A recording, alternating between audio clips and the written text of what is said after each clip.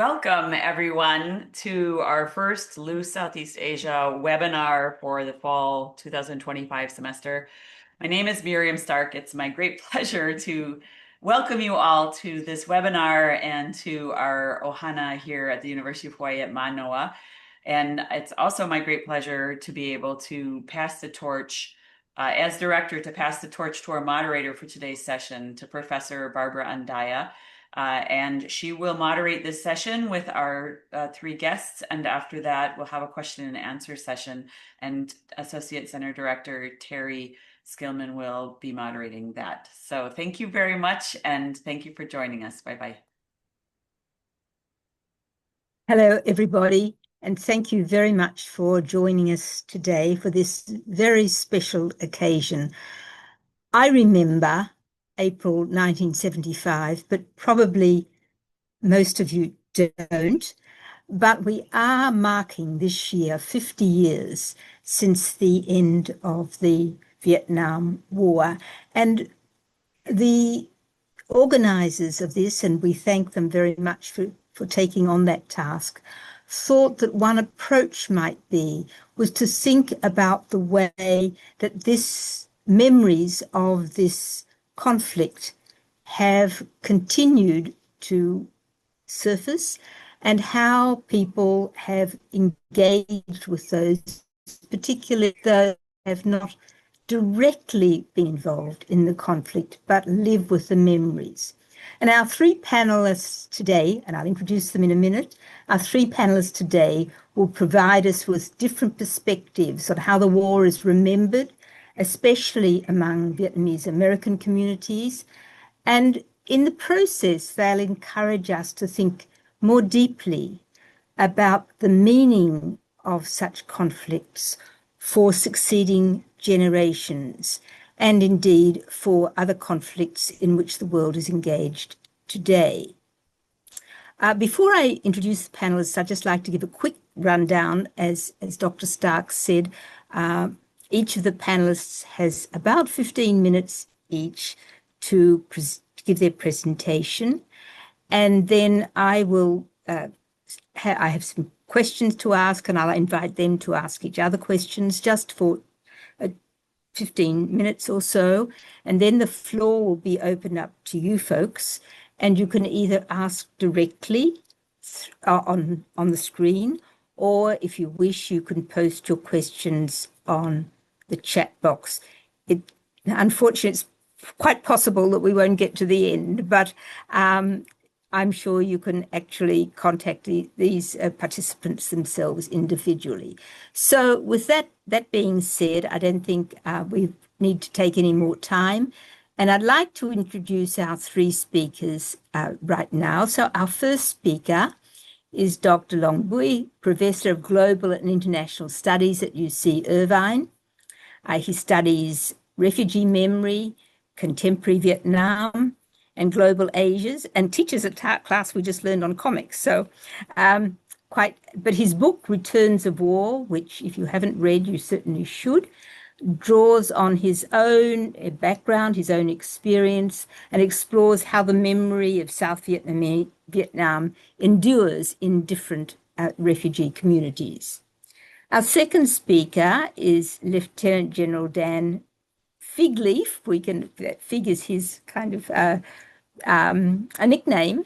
He's a retired US Air Force officer with over 33 years of service, has been intensely involved with Vietnam for much of that time. He helped launch the first post-war US-Vietnam military dialogues and has continued to promote reconciliation. He now serves as the Honorary Consul of Vietnam in Hawaii. And our last speaker is Dr. Thi Phu. She's Professor of Arts, Culture and Media at the University of Toronto. Her research explores visual culture, diaspora and refugee memory, and her book, Warring Visions, Photography in Vietnam, uses visuality to explore the complex representations of war in Vietnamese photographic memories. So thank you all for coming and welcome to this webinar, and I will hand the baton over to Dr. Bui. Thank you so much, Dr. Andaya. I am now going to share my screen. All right, let's share my screen. Okay. All right. Hopefully everyone can give me a reaction that you see the screen. Great. Yes. So thank you so much for organizing this thing. I'm going to start my 15 minutes. I appreciate being on this great illustrious panel. So I've always thought about memory. Based on my first book, I thought about the political economy of war. And thinking about memory is not something you have personally, but there's a whole political economy around it. So who was the price and profit margin of remembering a lost country like South Vietnam? And so the question that becomes, who profits and loses? I started this project in 2008 with the financial crash. So yes. How do you look for a ghost country that supposedly does not exist anymore? You look in literature, archives, people's oral histories, art, everywhere. And so first chapter, I go to Lubbock, Texas, where I was born, which has Virginia Tech, which has the largest archive of Vietnamese war documents. And there's a contest between the archives trying to honor everybody, inviting North and South Vietnamese veterans, but the South Vietnamese are like, why are you working with the communists? So there's a whole battle over memory tied to archives and history. The second chapter looks at the ways that personal memory is a form of political re-education because all memory is trauma, but it's also tied to a certain type of politics and historical traces and trauma that we have to inherit in terms of intergenerational trauma. The third chapter looks at art and the ways that, art becomes very controversial in the community where everything's anti-communist. Such as one student, she decided to honor the community, but people protested because art was misinterpreted as disrespectful to the community, even though she's trying to honor the community with a foot spa, right? So when they created a new exhibit, the exhibit was vandalized, and then people protested the shutdown of artists. And I was part of the art scene myself. I was also called ungrateful and disrespectful to the community, even though this is how you interpret art. And so I think about Tifu's book about thinking about how we're all entangled in a type of art making and memory making in our community. And so the art was protested, and I was one of 3 out of 50 artists that was seen as controversial, even though I was just trying to think of the ways that women are used as symbols in the community, like, beauty pageants, but they're not often given leadership roles or a very powerful voice in the community, right? So it's a community dominated by military veterans and men, right? Older men. And so, of course, we have the annual Death Parade, New Year Parade. And one year the Catholics decided to, sponsor it and they banned LGBT people. And so LGBT people said, how can you ban us? We're part of the community. And they said, you're not part of the community. This parade, annual parade is not just cultural, it's political. So they said only the US and the South Vietnamese flag can be flown, but not any other flag, such as the rainbow flag. So what is political and what's not political? Who is part of the community and who is not part of the community, right? Eventually they were allowed back to the parade after protests. And then chapter 4, I look at soldiers who fought in Iraq and Afghanistan. People often compare the war in Iraq and Afghanistan to Vietnam, but people never bothered to ask Vietnamese American men, such as my brother, who was a veteran, who was a bomb seeker, what they thought about that comparison. I also joined the military myself, the army. And so we think about the war in terms of like the war that served, but also what about the subsequent wars and how it pulls Vietnamese Americans and young men of color into more subsequent wars that resemble the Vietnam War. And so, a lot of veterans are proud of the country, but they're also conflicted, such as this biography of Quang Pham. He basically says, I love being American, but I don't like American the way they failed South Vietnam and also continue to, go after other countries.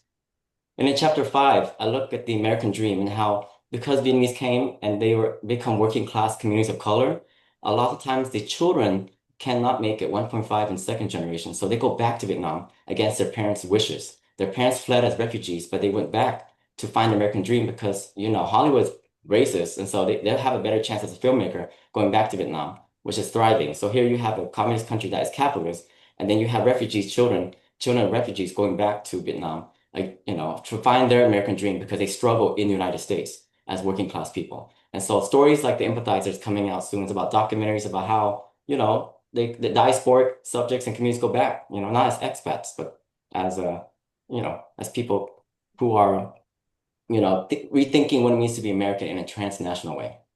So I want to talk about graphic memoirs because there's been many Vietnamese American memoirs written, but in the recent years, there's been a flurry of Vietnamese American graphic memoirs that really do look at the, in a visual way. And, graphic memoirs are powerful because they pack a lot of information within a very short amount of time. Like, if you believe in a picture is worth 1,000 words. So here you have the um, different types of Vietnamese American memoirs that come out, whether some of you might have read them, like The Best We Could Do by T. Bui. We're not related, the same last name. And of course, Viet America, the first Vietnamese American graphic memoir published in the United States. And so, what they have in common, what they all have in common is the fact that generally about a child talking to parents. They're usually talking about parents and talking about the war. So the children are the protagonists oftentimes, and they're like, tell me about the war, or they think back about the war, or they think about what it means to be refugee. I think about family style. And so it's very intergenerational, it's very family oriented. And so, when I was reading them, I was inspired by all of them. And I've been an academic for 30 years. I haven't really done any art. I haven't drawn for 30 years. And so I decided, I need to do a graphic memoir of my life. Because even though I am Vietnamese American, it's very different from all the other ones I've read. It's very dissimilar. And I'm going to go into it right now, actually. So my graphic memoir, the title is still up in the air, looks at the ways that what it means to be a child of refugees. I'm the child of two refugees. But in this country, we moved around so much. Just to give you example, I went to 14 schools. If I count kindergarten, it's 15 schools. I went to 4 different high schools, 4 different junior high schools. So we've been displaced so many times. And sometimes, even though I was born in this country, I often felt like an internally displaced person or, in my own country. And so I want to connect the fact that the Afghanistan war just ended. And just by a few months, it actually superseded the Vietnam War as the longest war. But what does the longest war mean when you can compare it to the Cold War, the war on drugs, the war on poverty, or other types of wars that happen domestically? So when you talk about America's longest war, are you talking about foreign wars or domestic wars? And which one is the longest war? So some people, it's the Indian Wars, right? That last for like decades. And so what does it mean to think about the Vietnam War in a very, global, transhistorical way? And that's why I decided to make a story because I think my story is very unique and different in that way. So I don't know my parents' story because they didn't talk about growing up. But also a unique thing about me is that both my parents left me. They abandoned me and my siblings. So by the time I got to college, they just left my life. So I didn't really have parents. And so when I read stories about children trying to talk to their parents about the war, it doesn't relate to me because I've been abandoned. So I think about all the children who are abandoned in this country. And then why would 2 refugees who escaped the war come to this country, raise a family only to abandon their 4 children?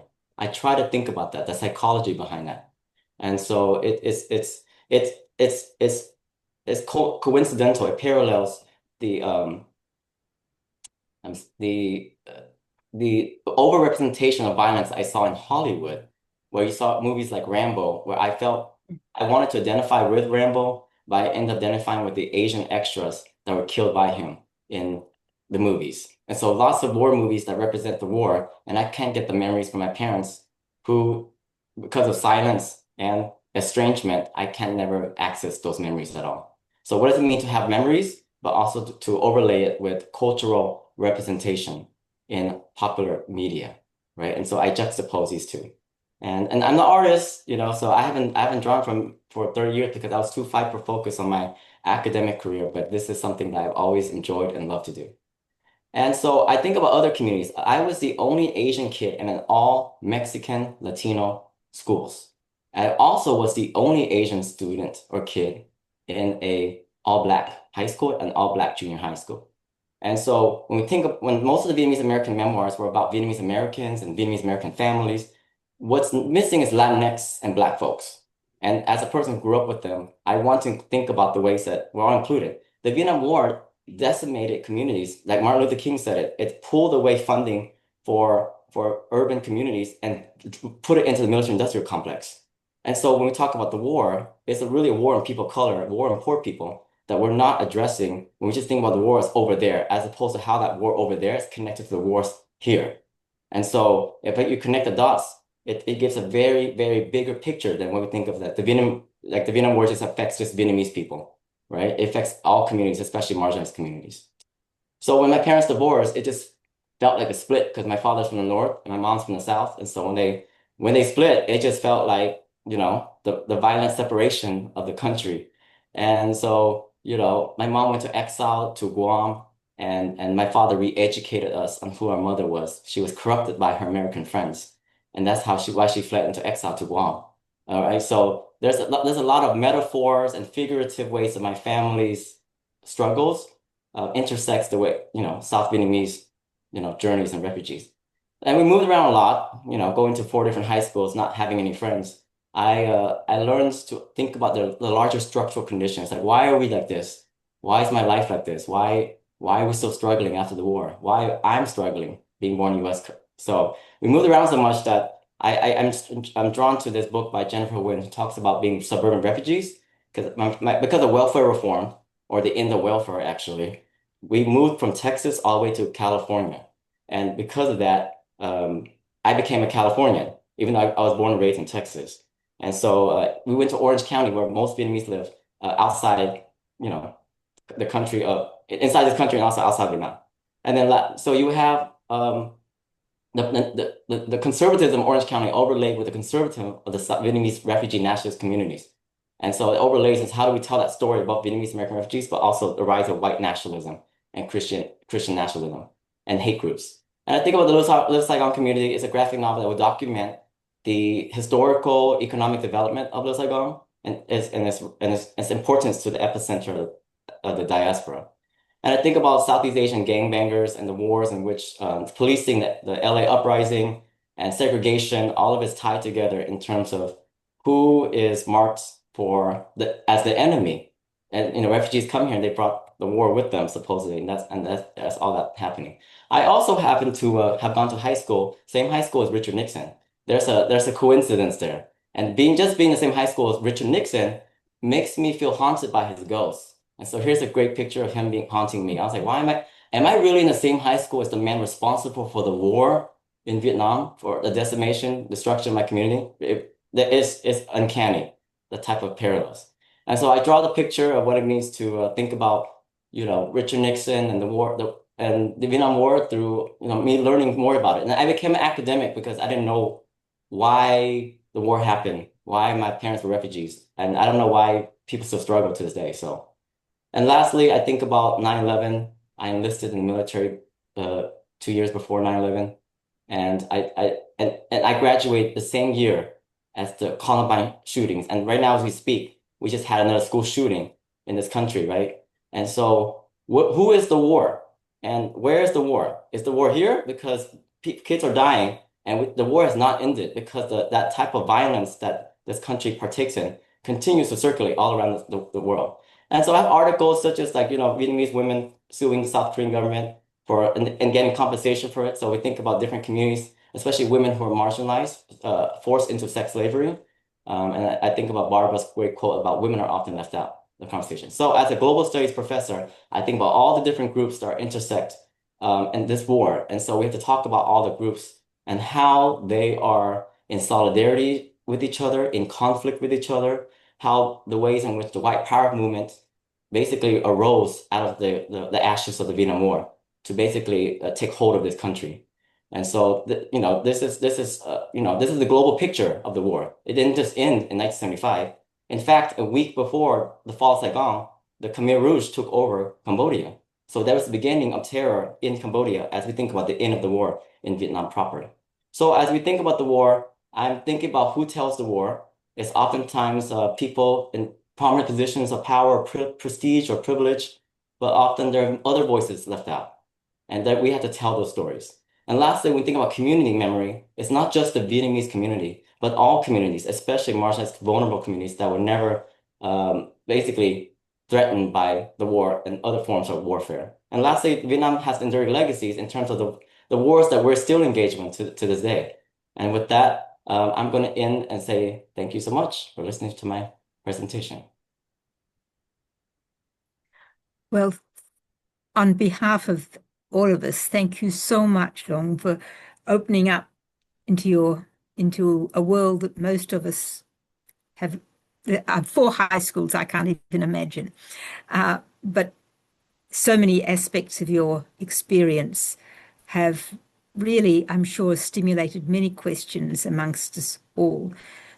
So we'll leave that for now, and we'll move on to our second speaker. And Dan, are you ready to talk I'm now? ready. Okay. I am ready. Thank you, Barbara. So, Long, thank you very much for your comments. I'd love to meet you in person sometime and have a conversation. There are things we agree about and perhaps not. For the audience, you might note that I'm not Vietnamese. Your screen is not deceiving you. And I'm not a scholar. I'm going to share my personal story about what communities taught me about the war in Vietnam. I did not serve in it. I came into the United States Air Force just after the war. But I want to talk about how those communities led me to transition from warrior to peacemaker. And how is it that I'm now the Honorary Consul for Vietnam in Hawaii, a role that some would take issue with. So I'll go through all the communities and try to tell the story in a personal way, because it is very personal to me. The first community that influenced me was the media. I was born in 1952, and so I was an adolescent teen during the height of the war. And print and broadcast media was everywhere about Vietnam. My first memory of that is the 1963 coup. And that was complex to me as a young kid in the backwoods of northern Wisconsin, because it involved religious tensions, the suppression of Buddhists, a desire for democracy maybe never realized, and also U.S. complicity and the CIA and the U.S. government's role in the coup. That left me perplexed. It also left me engaged with Vietnam, something that is, in an intellectual sense and an emotional sense, something that has never faded. I studied it voraciously as much as an 11-year-old can. And one day at a hunting camp in northern Wisconsin, the subject came up right after the Kennedy assassination, interestingly. And I offered an opinion to my father and his fellow paper mill workers, which I almost never did because there was risk there. Any of you have been sons know that. And it was the first time my father rather was impressed, because I really had thought about this. This was perplexing, as I said. And from that time forward, I watched coverage of the war voraciously, maybe obsessively. And you couldn't escape it anyway, but I paid a lot of attention to it. And it framed how I looked not just at the Vietnam War, but at the world. The next community, first community of the media, second community was my family. My father and my grandfather had both served at the end of their world wars, but had not seen combat. And for reasons I can't explain, but a psychologist probably can, that bothered me, that they hadn't seen combat, that they were in the war, but not in the war. I guess there's some, predisposition to being a warrior. And then in 1967, my older brother, Jack, went to Canada to avoid the draft. He didn't want to serve in Vietnam or really anywhere else. I thought him a coward. And I still think him a coward in that regard. He's since passed. I love him as a brother, but I began to develop a concept of courage and how to do the brave thing, not necessarily the easy thing, but the brave thing. If you believe in something, fight for it. Don't run away. All he wanted to do was avoid being sent to the war. If you oppose the war, then oppose the war. If you don't, then serve. But don't take the easy way out. That was my feeling then. It remains my feeling. And that may trouble some of you. In It shaped my sense of the meaning of courage. After I graduated from high school, I went to the University of Wisconsin, a hotbed of dissent against the Vietnam War, and joined Air Force ROTC and majored in political science. Those two are almost mutually exclusive because there wasn't a lot of love for an Air Force ROTC Reserve Officer Training Corps cadet at the University of Wisconsin. We had Air Force officers who were our mentors, our leaders for that. And almost all of them had served in Vietnam in the war, but they shared nothing that I can remember. Not experiences or anecdotes or bitterness. They just didn't. On the other hand, I had many classmates who were opponents of the war at the University of Wisconsin. However, none of them were willing to engage in meaningful debate. They were only willing to confront en masse when they had numbers at their advantage. And they did things in the dark, like bomb the Army Math Research Center, killing one researcher. And the reason that's important to me personally and develops my sense of the Vietnam War is it is at the spot where the bomb was planted that killed a researcher that my father asked my mother to marry him. That's a true story. Not all fighter pilot stories are true, but that is a true story and made it very personal. These opponents of the war, who I don't take issue with except for their lack of commitment, did things like bomb the center and also beat up, when they found him alone, one of my close friends, Robin Turner, who intended to be an Air Force pilot and never could because of the brain injury he suffered. So it's personal. An even more personal part of it is in early 1973, after the prisoners of war had been released, I was walking to the bus stop to go to class in my Air Force uniform. It was that day of the week that we wore to Wisconsin. And a young boy, 8 to 10 years old, saw me and said, "Mister, are you a POW?" Now, clearly I wasn't, but that stuck. And the connection with prisoners of war stuck too. As I entered the Air Force, the next community became my colleagues, the folks I flew fighters with in the Air Force. And many of my elders were Vietnam War veterans, most of them more than one tour. But again, they didn't talk about their experience or exhibit bitterness towards the enemy at all. I don't recall, and I have kind of, searched my memory for any recollection of bitterness towards the North Vietnamese. I just don't remember any. And there wasn't a lot of hatred. I served with many prisoners of war as a young lieutenant flying the F-4, including Hayden Lockhart, the longest interred prisoner of war in Vietnam. Pete Burrows was my flight commander, and I'm giving names because this is personal. Kevin Chaney and Dave Dingy. Dave's son, Steve, would later work for me as my weapons officer in the F-15 squadron that I commanded. But in the air, and really professionally, we didn't focus on the enemy. We focused on doing better, serving our country better if we're called to combat. I'll come back to peace later, folks, so be patient.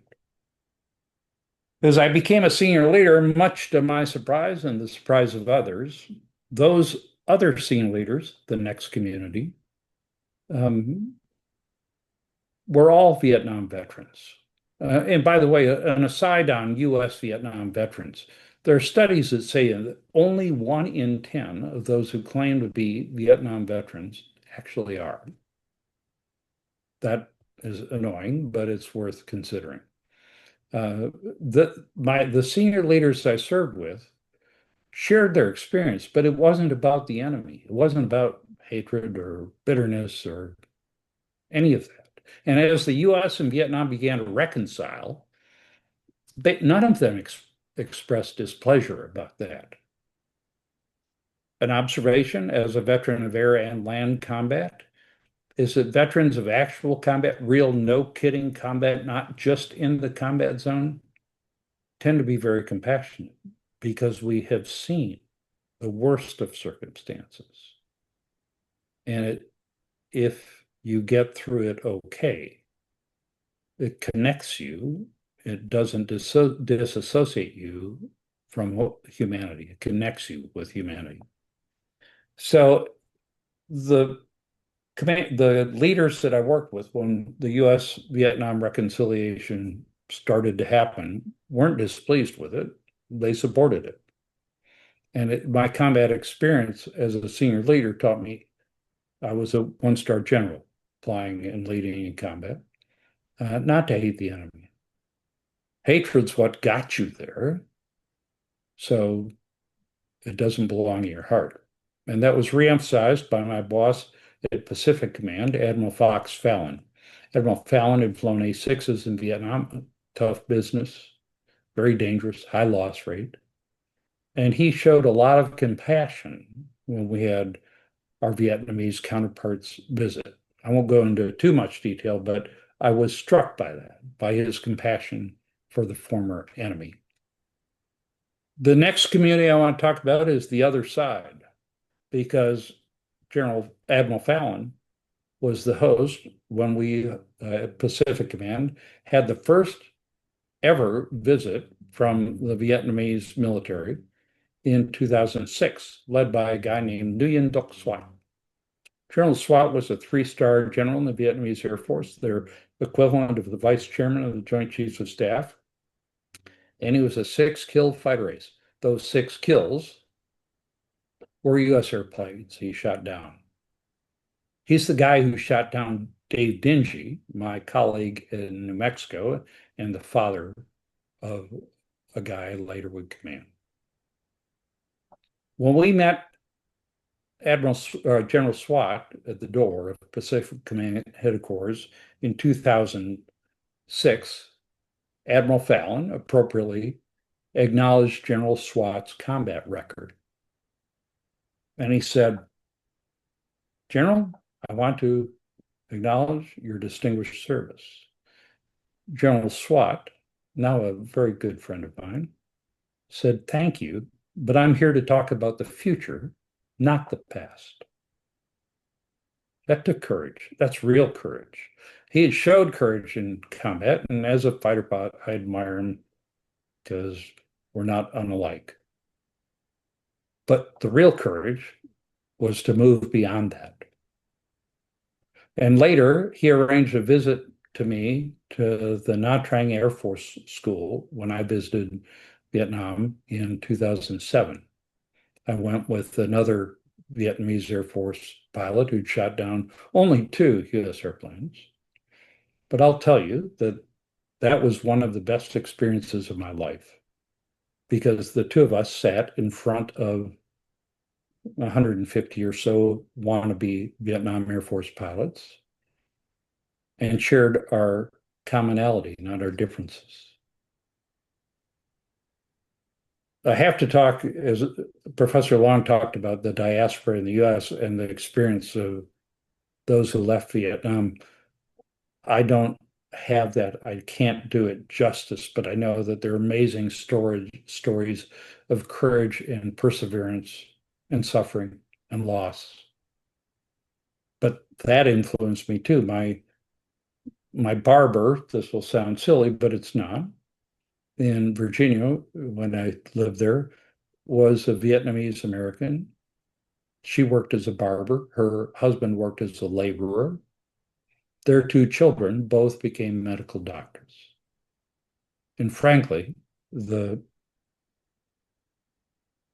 performance and value, whatever the right word is, of the Vietnamese American diaspora, I think if we did a statistical study, would be right up there at the top in terms of community contribution.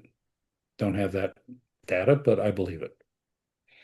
Later, I became the director of the Daniel K. Inouye Asia Pacific Center for Security Studies right here in Honolulu.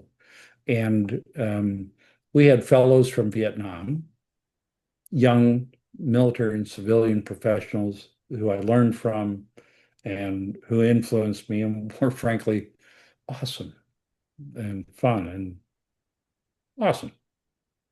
And we also had, and they shared their stories. They shared the stories, one of her father being badly wounded by U.S. bombing. But like Nguyen Duc Swat, they were all focused on the future.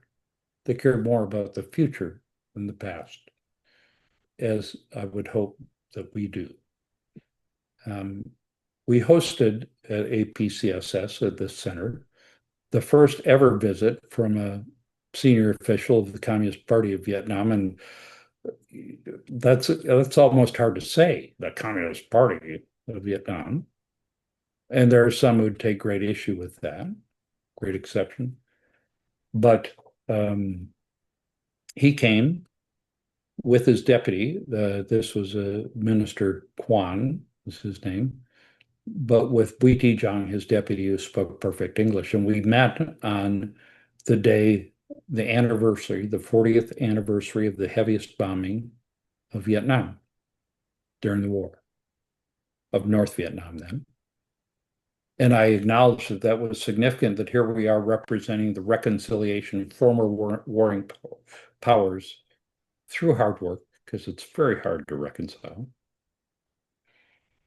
And it's 40 years ago today, we were doing the heaviest bombing. And his deputy, who served at the United Nations, and Bui Tijang, a great guy, close friend, said, I know, because 40 years ago today, I was sitting on a 57 millimeter anti-aircraft sight shooting at American airplanes.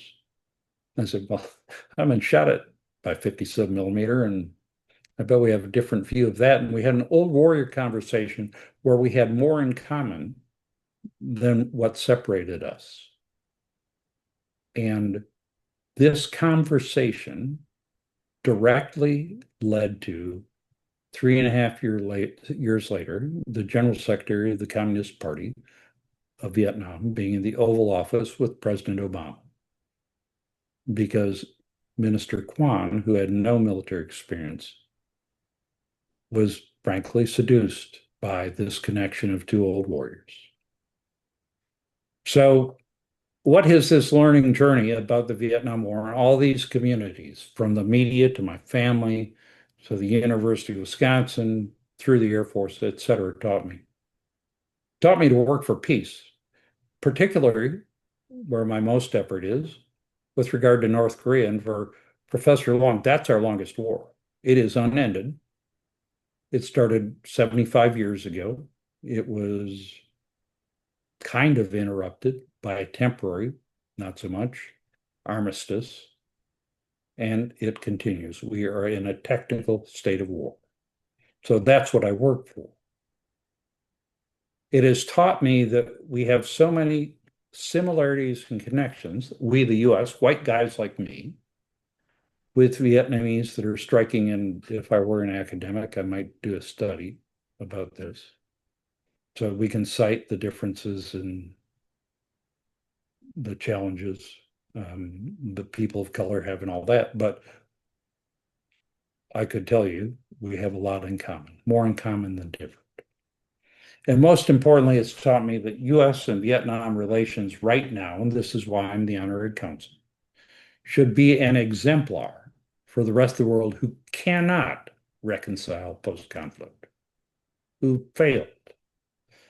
We've done a lot of hard work. We are absolutely not done yet, but we've gotten it more right than wrong. So thanks for letting me share my story of the communities that influenced me regarding the Vietnam War. Dan, I can't thank you enough for sharing that very personal story. It was really quite moving. It's a very special, I think, for everybody to hear that. And now we'd like to move on to Dr. T, because she's also talking about memories, but memories very different from yours in the sense that they're recorded visually. So, T, would you like to begin? Yes. Can you see my slideshow?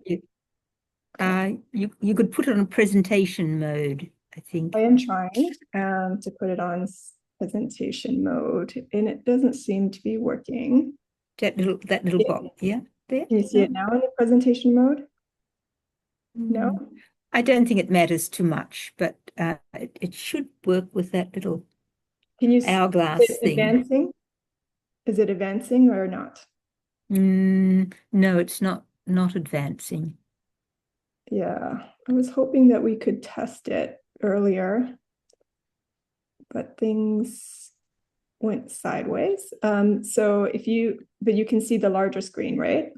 Yes, we can see the larger screen. I'm going to try to maybe. So I think you're sharing the kind of slide sorter, and if you share a different screen, the screen that has the presentation, it should work. Yeah, I have a lot of. I'm afraid I just mansplained. I'm sorry. Forgive me. Let's just try this. Can you? Okay. Yeah, that's good. Okay, that's good. Thank you. Perfect. Okay. So I tend to talk about the personal through the academic, and you'll start to see the connections. So hello, everyone. I'm excited to be able to share some of my reflections on what it means to look at Vietnam 50 years later. Most viewers of photography are drawn to iconic or attention-grabbing images, but I'm captivated by the invisible. Photographs of ordinary lives, forgotten events, and images lost, erased, or never made. This fascination with what has been brushed to the edges of history led me to write Warring Visions, Photography and Vietnam, a book that traces what I consider to be a new visual history of the war by centering the overlooked work of Vietnamese photographers, whose perspectives are often sidelined by narratives that foreground Euro-American photojournalism. We all know the iconic Vietnam War photographs. They dominate public memory. Yet when I show them to my students today, many don't recognize them. In an era saturated with images, the impact of these once powerful photographs has diminished. This shift brings both new opportunities and unsettling challenges for how we remember historical events. Indeed, the visual landscape is now more crowded than ever. The digital revolution with smartphones, social media, and more has made it effortless to capture and share images rapidly, abundantly, and endlessly. At the same time, the rise of generative AI and deepfake technologies used for misinformation and disinformation is eroding the credibility of photographs as reliable historical evidence. These changes fundamentally alter how the Vietnam War is remembered, how war is perceived more broadly, and how history itself is shaped. This eclipse creates space for new ways of seeing and understanding history. Today, I want to explore how digital restoration in Vietnam is not just about recovering memory, but about reshaping it, revealing new ways we mourn, we remember, and give meaning to images of the war dead. And by we, I'm really focusing on the Vietnamese. Rather than being just fixed records, these photographs serve as dynamic touch points for historical mediation, where acts of visual restoration and digital renovation become ways to reconnect with and indeed revive the past. So I'm going to start in July 2023. 50 years after the signing of the Paris Peace Accords, a group of young men and women set out bearing gifts wrapped in vivid colors of the national flag. They were members of Team Lee, a volunteer project in Vietnam dedicated to restoring and colorizing portraits of revolutionary martyrs, Legacies. The gifts they carried were digitally revitalized images of the dead killed in the midst of conflict, the anti-colonial war for their nation. Black and white photographs transformed into vibrant, idealized portraits of socialist heroes. After restoration, the team carefully frames each image and wraps it in crimson fabric, mirroring the national flag, before presenting it to families in ceremonies that are emotionally charged, often recorded and widely shared online. These videos document the shift from damaged, aging photographs to polished portraits, faces once faded, now flushed with the glow of youth. The digital edits animate the past with renewed vigor. The martyrs' cheeks bloom with color, their gaze sharpened, their ardor seemingly undiminished. This transformation is often dramatized on screen with visual effects, sparks erupting into revolutionary flames, suggesting not just a return, but a phoenix-like resurrection. Through these photographic encounters, young volunteers, many of whom were born after the end of the war, forge a symbolic link between generations, allowing the significance of martyr images to resonate anew in the post-revolutionary moment in the present, particularly as the war's surviving witnesses grow old and pass away. The restorations circulate widely online, reshaping memory by turning fragile images into bold, stylized portraits of youthful idealism. Yet these images do not strive for documentary realism. As you can see, they look like no other portraits that you would expect of a photograph. Instead, they evoke a distinctly socialist visual vernacular, a so-called red aesthetics marked by saturated scarlet and military olive tones that echo the language of state propaganda. In this aesthetic framework, the past is not merely preserved, it is reimagined and reinvented.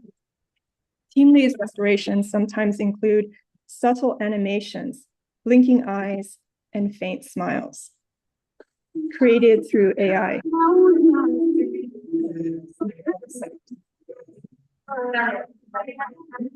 These gestures can be emotionally powerful, a sense of presence, even recognition, but they also raise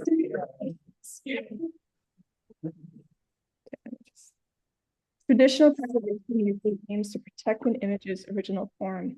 By contrast, these digital restorations reshape the meaning of the image, turning static portraits into something more animated, sometimes literally.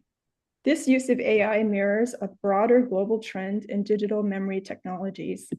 Platforms like MyHeritage's Deep Nostalgia, for example, animate old family photos to simulate life. Though intended to comfort, these gestures, these repeated blinks or smiles can feel mechanical, even uncanny. They risk reducing deeply personal expressions to algorithmic patterns, generic signs of intimacy that are mass-produced rather than rooted in the life or personality of the individual. The effect may be moving, but it also raises ethical concerns. What happens when grief is packaged into a predictable visual style, when remembrance becomes something that you can scroll, click, or share? This tension becomes starkly visible when compared with more troubling examples, such as the manipulated S21 mugshots from Cambodia, where victims of genocide were digitally altered to appear smiling. To be clear, Team Lee's work is very different, rooted in cultural traditions of ancestor veneration and often created in close dialogue with families. Yet the S21 case serves as a cautionary reminder of how fraught the act of restoring images of the dead can be. It forces us, or it compels us to ask, how do these altered images shape collective memory? Whose voices are heard and whose are silenced through these digital interventions? And how might these acts of visual restoration reshape the way history and memories are intertwined? To fully grasp what these restorations mean in Vietnam, however, we must shift our perspective from global debates around AI and ethics to the specific cultural and spiritual traditions that inform them locally. What may seem uncanny or ethically problematic from a Western viewpoint, like animating the eyes of the dead, can carry very different significance elsewhere.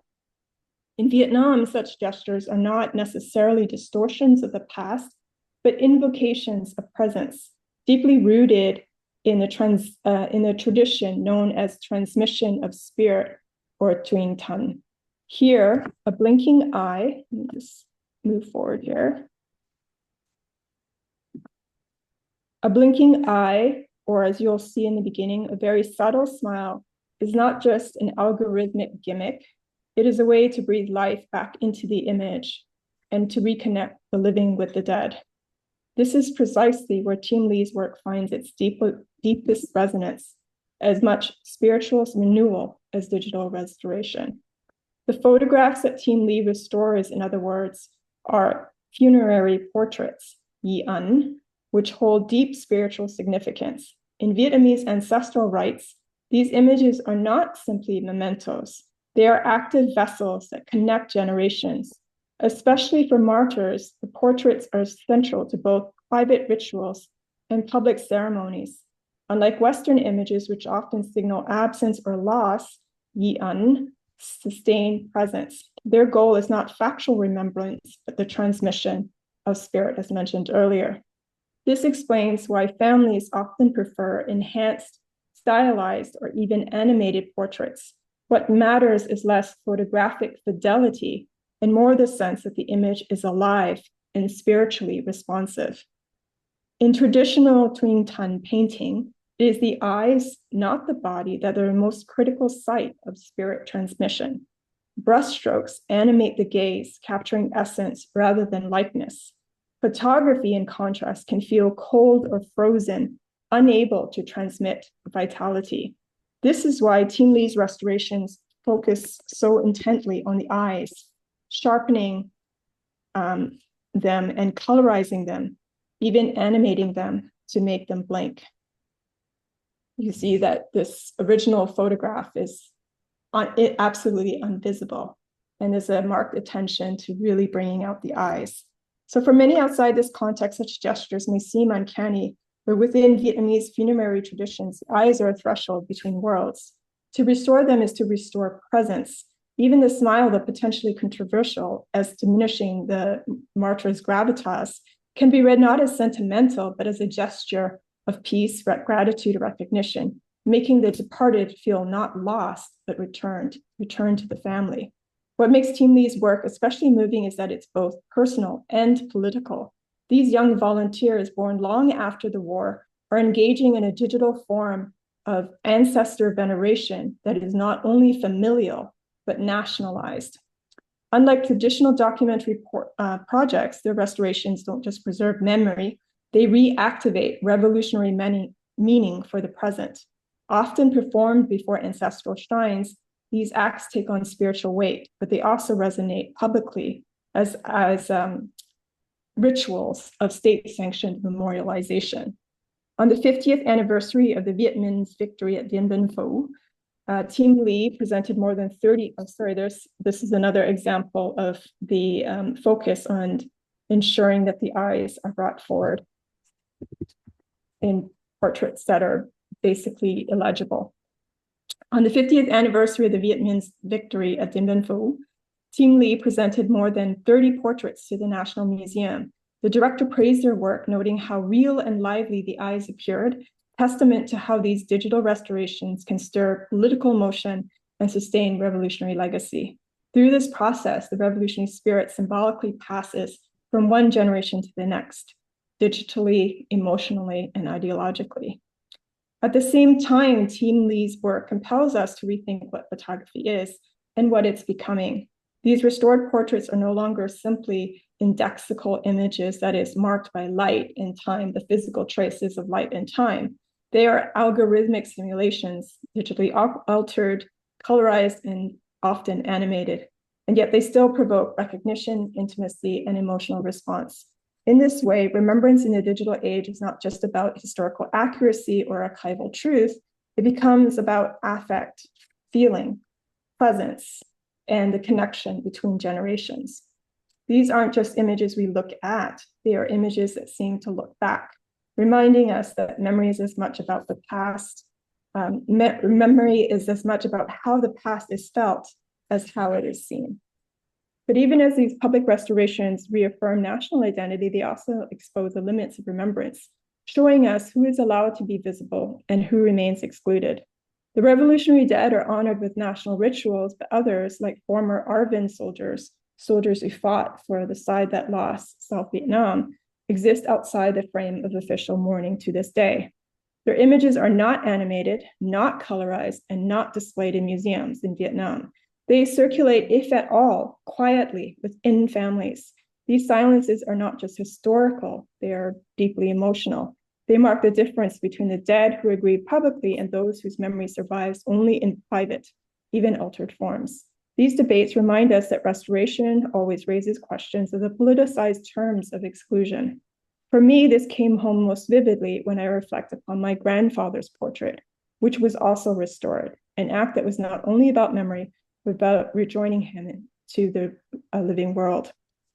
In a town just a few hours from Saigon, my aunts and uncle keep a family shrine, and on it sits a photograph of my maternal grandfather, someone I never met.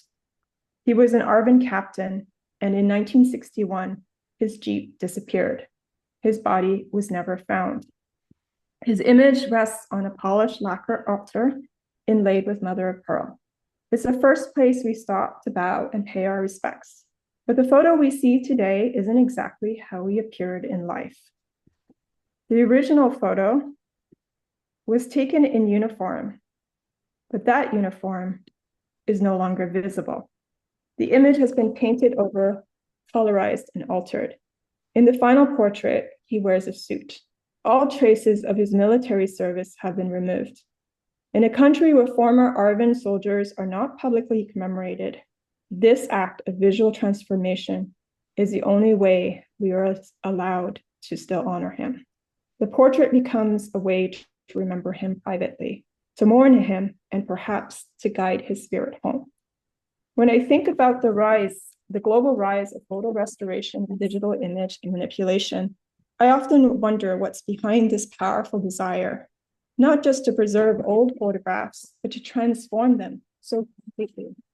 Sometimes this urge crosses ethical boundaries, as in the case of the infamous S21 mugshots, where smiles were added to victims of genocide. But in other cases, the act of altering images tells a more complicated story. In my family's case, removing the uniform was not about erasing history. It was a quiet act of defiance, a refusal to let someone disappear. In fact, a way of enabling someone who has been disappeared from history to return to social life, if only in the private space of one home in the Mekong. The changes made to that image were not meant to deceive, but to recover a person whose life and death the state has chosen to forget. So instead of asking whether restoration distorts history, perhaps a better question to ask is, what does it make possible? In the digital age, the past is not fixed. It's fluid, revisited, and remade. Projects like Team Lee show us how digital tools can help bridge generations, keeping memory alive in new ways. As these technologies become more widespread, they ask us to reconsider the role of images in shaping memory, identity, and legacy. Cultural historian Thomas LaCure writes that, quote, "The living need the dead more than the dead need the living. The dead make social worlds." In Vietnam today, you can see this vividly in the blinking eyes of a revolutionary martyr restored by volunteers, and in the quiet, repainted portrait of an Irvine soldier remembered only by his descendants. Both are acts of devotion. Both are forms of visual reunion, but only one is visible. Thank you. Thank you so much, T. And thank you all three speakers for these opening the door into some very personal and deeply enlightening memories from your own experiences.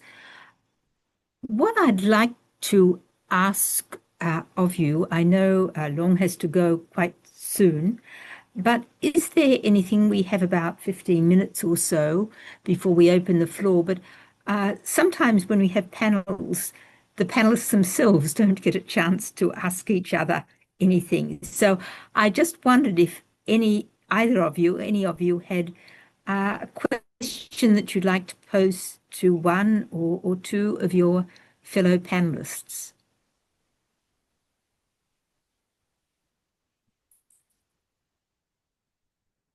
Did you would like to say something? Is that? It's just an invitation. We don't have to. I would just want to ask Long, Professor Bui, what the visual form of the graphic novel, the kinds of stories that it enables, let's say, different forms of writing or traditional, conventional forms of academic writing, we're not able to afford. I think graphics and comics is just fun and it appeals to all audience. So high school students will read it. People who would never touch an academic text in their life would read it, So there's ways that a comic is fun, and people don't take it serious. But with the rise of social media and visual culture, people just aren't reading as much. And there have been studies that proven this. People just, young people, especially young people, they're not reading long form stuff anymore.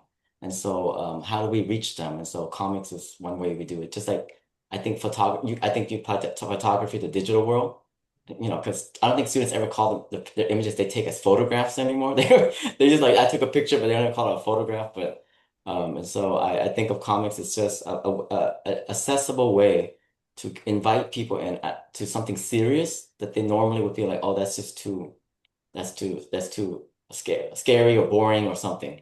So yeah. Yeah.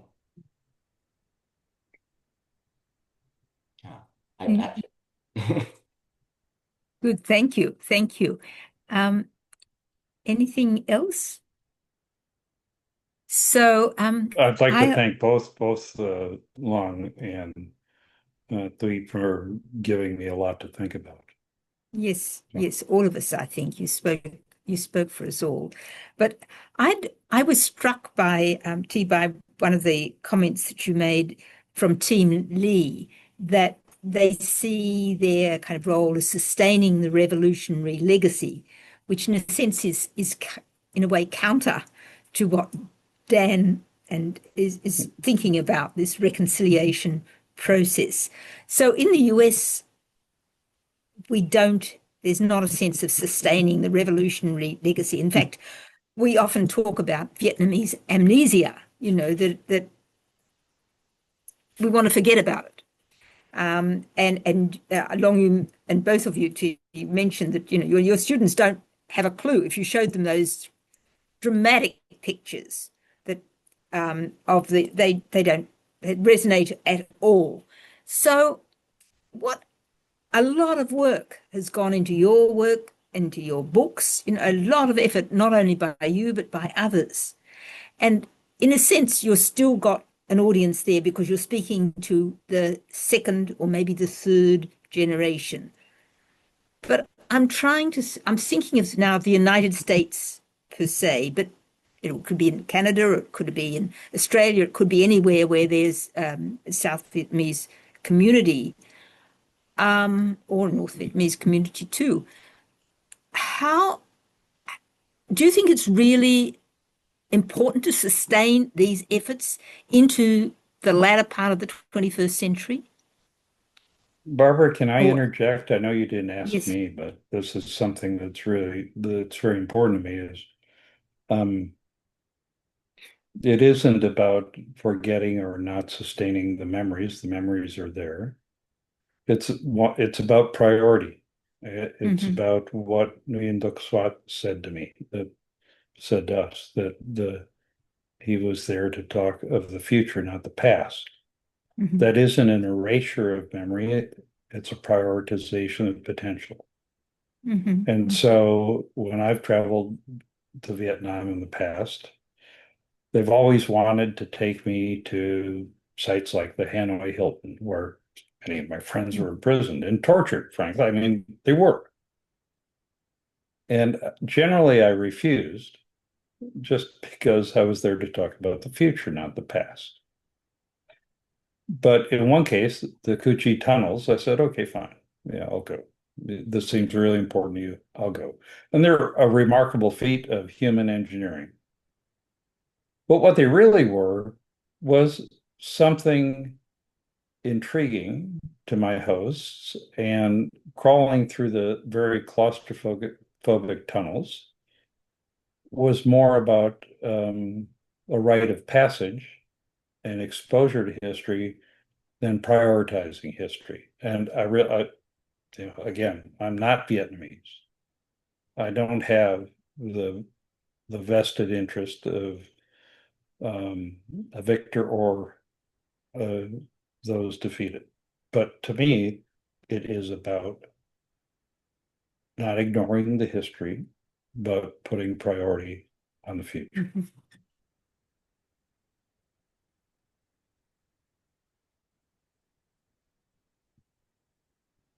Any other thoughts on this? Just thinking of the Korean War, for example. Hardly anybody thinks about the Korean War or knows why it was fought anymore. And I see no great effort to sustain those kinds of memories. So what makes the Vietnam War different, or is it different? Very Long, you different. talk, Barbara, and I you, think, Barbara, I think that the Koreans think a lot about the Korean War. yes, of course they Because do, for yes. them, But it's I mean, I I'm just talking the disagree. general. Yeah, I mean, no, I think that this is a one of the, I guess, the larger aims of all of my work is to consider like whose perspective. And so when we consider like the preoccupation with the Vietnam War, it's what's unspoken but generally agreed upon. It's whose preoccupation? It's the American preoccupation with the Vietnam War, because it hit so hard with the kind of, I think Dan spoke extensively about this, right? Like you enlisted and you didn't have a direct experience of the war, yet it's constantly on your mind. It signifies so much to kind of the nation's sense of itself, its role within the world.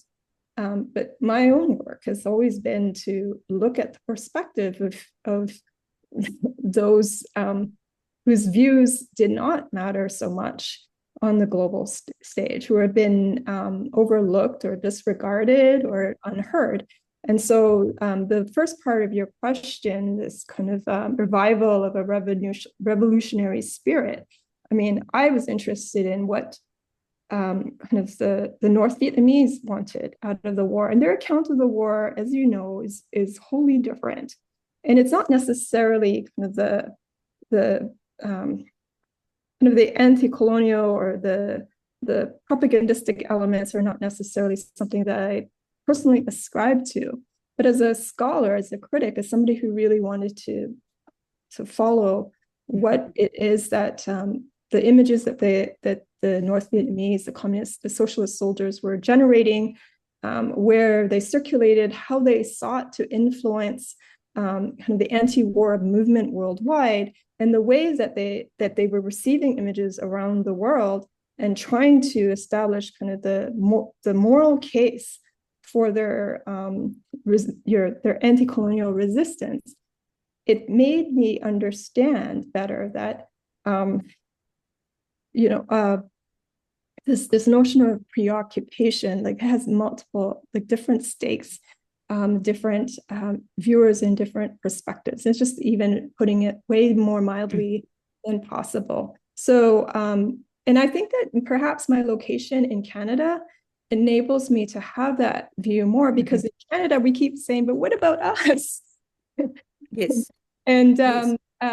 And the current political climate, where the long time joke about Canada becoming the 51st state is now a threat, a political threat that we need to take seriously, has brought to life the kind of the of like thinking about I guess political aspiration, geopolitical tensions in a manner that takes into account other perspectives besides the United States, because I grew up in kind of a social and political context where our very identity as Canadians always had to be about the distinctiveness of our position, despite our close relationship to the United States. And so that brought to life the importance of really looking at perspectives that are really the underdog perspective. Yes, Regardless of the fact that the Vietnamese lost the war, they are one of the poorest nations in the world, and struggling to remake their society in the aftermath of that victory. Well, I think that brings us back to Long's presentation too, because I think that was a major impetus behind you to look at how South Vietnamese in the United States, their children and their parents thought about this sort of lost, in some ways, a country that they're trying to regain in some cases, or that they had left in others. So did you feel in your work that there was or could you comment more perhaps about following up on what he said about the differences in community memory in overseas, about the diasporic Vietnamese communities versus communities within Vietnam itself? Would you see, because your book concentrated primarily on South Vietnamese in the United States, so do you think there's a counter picture or counter memories or different memories in communities within Vietnam itself? Yeah, I generally don't like I don't subscribe to those terms of counter, because I know they're just different. Because we like to do memory and counter memory, but I'm like, who's speaking to what? And I think T's work speaks to it too. It's just different. It's just overlaid. It's Mm-hmm. we tend to geopoliticize memory in a weird sense too. Like, what do they think? What about the other side? What about this side? Whereas it's like the sides are like being a Vietnamese from Texas, and I grew up with Vietnamese in California, still South Vietnamese, but they're different because of the regional differences in the ways that politics works in different parts of the country. So when we think about the American side, this country is going through some type of ideological civil war right now. So like even the American side is fractured. So for me, the South Vietnamese it's different. I just think about the young people who have a different memory of the war, that they don't have memories of the war, but it's an inheritance, and they use that to fight for justice, social justice for many causes. And so they're linking up to questions about Palestine and other things that are just different than what their parents did. So they don't know much about the war, but it's enough to inspire them to pursue other political avenues. So the war isn't a direct line. It's like a splintered yarn that's just overlaid with different other yarns. Yeah. I think I'm looking at the clock now, and I know we have to go soon. So I'd like to open the floor now to questions from the audience. You can put them in the chat if you'd like, or you can save them, ask them directly, and the camera will go to you. So can I open the floor now?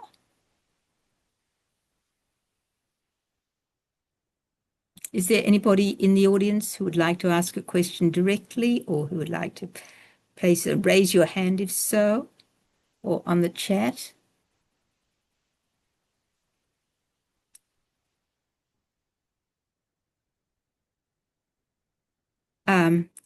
Oh, yes, I see some. Yes, I can't see you in. Let me see if I can get but yes, please ask your question.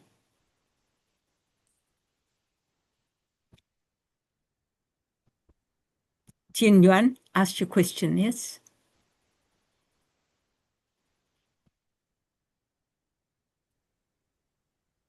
Hi, can you all hear me then? Yes, Yeah, yes, I yes. was the attendee, so I could not join and open my mic. But thank you for granting me the access.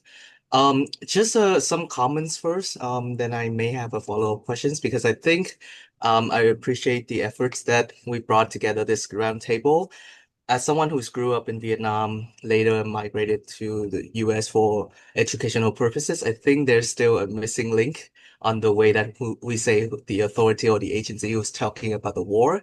Because I think if you guys have scenes in the last few days, we're in Vietnam, they're commemorating the 80 years of Independence Day. and the narratives and the visuals is kind of like drastically different from what we've seen or maybe it's read outside of Vietnam. And I think that's also, I think, correlates with my questions to perhaps Dr. Tifu, and then it can open to the panels. How distinguished and how correlated was how similar with you with the experience that they were brought up with, and what would be the response? Because I think the memories that shaped by the educations that were in Vietnam is drastically different. Thank you. Dan, would you like to respond to that, and then we can go to T or Long? Sure. I'm not sure this will be a satisfying answer for Tien, and it's my perspective as a white American who travels to Vietnam and interacts with not just officials, but the modern people. Regarding the war generally, they don't care. I mean, they truly don't care. They're worried about the things we worry about. Can you feed your family? Can you get medical care? A big concern in Vietnam. Can we avoid being subjugated by China? That's a big worry. That's a very sensitive policy matter. But the war is not, it's there, but it's not in the forefront. And I don't think that's the same as that.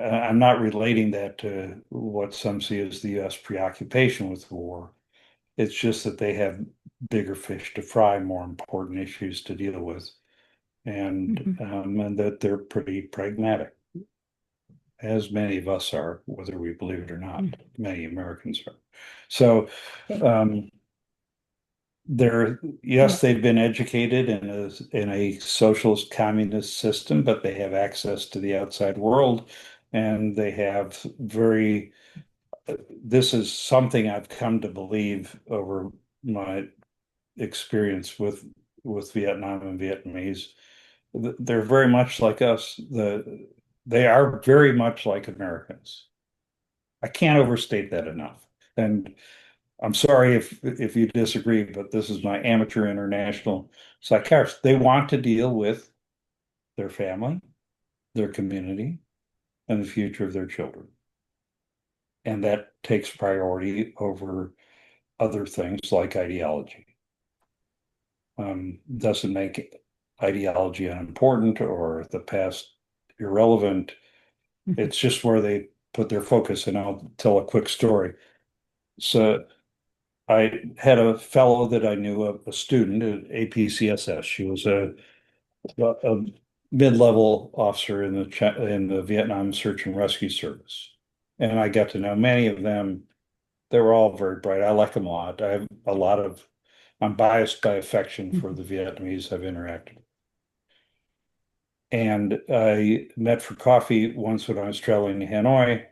I had gotten to know her professionally, but not personally, at APCSS. And so we had a coffee, and she told me that her father had been badly wounded, and she was a product of the education you described, Tim. That her father had been very badly wounded and nearly died from a U.S. airstrike. And I went, holy cow. I said, well, how did he feel about you going to school, the center that I ran, in the enemy country, the former enemy country? And she said, he doesn't care. I said, how can that be? I said, she said, he doesn't care. And that didn't resonate. So I said, well, what about you? I don't care. And it was very dismissive, strong. I don't care. So and the truth was that they cared about other things. They care about all the things we care about. Like I said, that's an unsatisfactory answer, but it's not academic.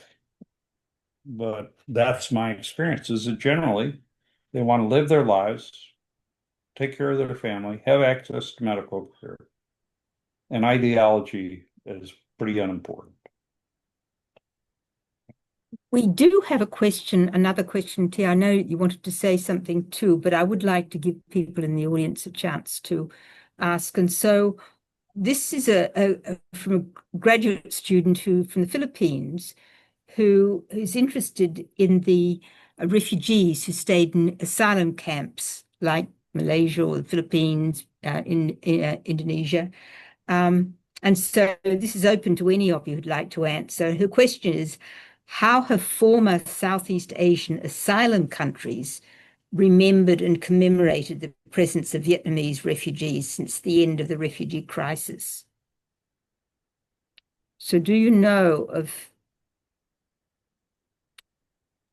Yes, there's an article by Yenli Espiritu and Ramirez on memorials in the refugee camps in the Philippines. And so, yeah. And one of my projects is to go around different countries and see how they memorize the Vietnam War in Southeast Asia. So, but the pandemic put a stop on all that. And to respond to that previous question, I am looking at liberal arts education in Vietnam right now and looking at the way the students learn history or education in general in a country that doesn't always allow free thought. So that's also an ongoing project of mine. So yeah, it's all there. But it's also we have the first generation of international Vietnamese students are now becoming scholars. So what you're asking is actually going to come out very soon when they all graduate and become professors. So it's all in the works. But as we put a stop to international students, it'll be harder. But they're coming. That generation is now becoming inter-academic. So. And Tia, did you want to add to that? Oh, I think that Long answered that question brilliantly, but thank you so much, Tian, for that excellent question. I'm cognizant of kind of the privilege that we occupy with our access to the resources to do kind of the research. It was illuminating actually to present this work within Vietnam, and the reception that I received from students at Fulbright University of Vietnam, as well as MACA, which is in Hanoi, which is kind of an artist collective that's there. And what they spoke to me is this hunger for precisely this kind of work, this history, this visual history that hasn't yet been done, and that is actually photographers and photojournalists who don't have access to the resources. We're starting to compile this particular kind of history. So my sense of it is a welcomeness to kind of ongoing international dialogue and a desire to join the conversation. I actually went to the American Embassy. They have weeks where they invite random Vietnamese students to come learn about history. And I asked a student, because I was interviewing a bunch of them, do they teach you about the American War in Vietnam? And they said, no, we learn more about the Revolutionary War or the American Civil War, but not the U.S. Vietnam War so much. So that's an interesting take on how they're not taught that either, So yeah. No, With the rise of social media, yeah. I've always felt that looking at school textbooks gives you a very good idea of what the ideas that people grow up with. And they're often under government control too, so it can be quite interesting. So I think we have reached 4:25, which according to my program says that it's time really to hand this over to Teri, but I think we could probably steal a couple of minutes. So just to close our session, and I want to say again, thank you so very much for your commitment and your very illuminating presentations. But is there anything else that you would like to add just before I hand over to Teri?